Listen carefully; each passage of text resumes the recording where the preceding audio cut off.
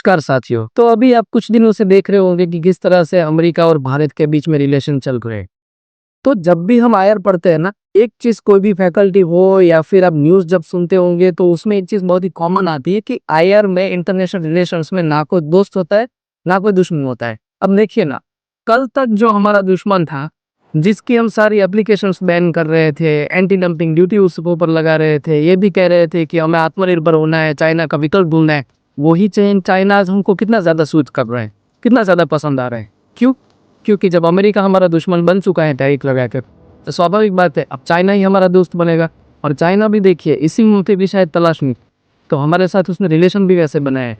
तो यूरिया, फिर rare earth metal, जो अब तक हमें चाइना नहीं दे रहा था, वो अब हमें देने के लिए रेडी हो गया है। दूसरा, वांग ली जो इतने टाइम से भारत में नहीं आए थे, चाइना के विदेश मंत्री, वो भी भारत में आकर के गए हैं।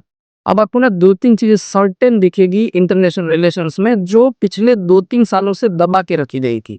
जैसे कि पहला ही मुद्दा आपको दिखेगा डीडॉलराइजेशन। डीडॉलराइजेशन के लिए अब दुनिया आगे बढ़ेगी। इसके पहले मैंने आपको एक बार बताया था कि ट्रॉइका के लिए चाइना, रशिया और इंडिया आगे आ रहे हैं। तो हम देखेंगे आपके ये तीनों ग्रुप जो है, ये ट्रॉइका, ये मजबूत होगा, मजबूती से आगे भी बढ़ेगा। और अब ब्रिक्स की लीडरशिप ये तीनों कंट्री करेंगे।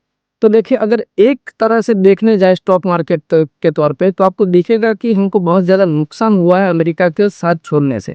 लेकिन अगर एक तरह से आप देखिएगा, तो एशिया में बहुत ही ज़्यादा यूनिटी बिल्ड हो गई है इससे। और अगर मैं सही आपको बताऊं, तो वाकई में सही जो अंतर्राष्ट्रीय रिलेशंस जो होते हैं, अंतर्राष्ट्रीय संबंध जो होते हैं, वो पहले ऐसे ही होने चाहिए कि हमारे नेबर में शांति होनी चाहिए, बाद में आप कहीं पर भी रिलेशंस बना दीजिए। अब कुछ कुछ वैसे ही दिख रहा है। तो देखते हैं किस मोड़ पे पूरा अंतर्राष्ट्रीय संबंध जाता है, डीडोलराइजेशन होता है तो क्या क्या चीज़ें होती है। और रही बात डीडोलराइजेशन की, वो क्या होती है, तो इसी तरह से एल के अकेडमी के साथ जुड़े रहिएगा। अगली बार मैं आपको डीडोलराइजेशन क्या होता है ये ज़रूर बताऊंगा। आप कमेंट करिएगा कि आपको उसके बारे में जानना है कि नहीं जानना। Thank you. ऐसे ही कंसेप्ट वीडियो देखने के लिए एल के अकेडमी के चैनल को लाइक करें, शेयर करें एंड सब्सक्राइब।